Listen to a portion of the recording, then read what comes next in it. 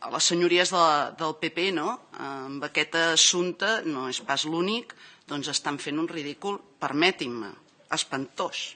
Ens recorda tant aquell ha sido ETA de l'11M. Això d'ara simplement és la seva nova obsessió, no? Ara que ningú amb dos dits de seny es creu aquesta farsa, no se l'ha cregut ningú.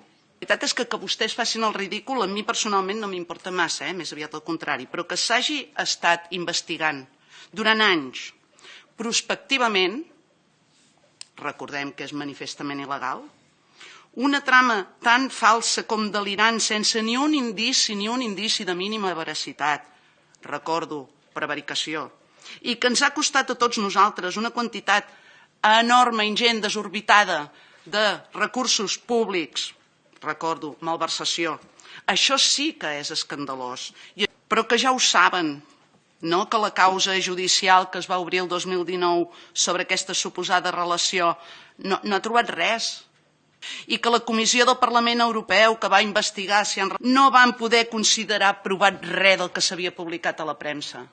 No ha existit mai cap lligam entre l'independentisme català i Rússia. I vostès, senyories del PP, continuïn fent rodant la roda d'hàmster, la d'empastifar-ho tot i continuïn liquidant el seu estat de dret.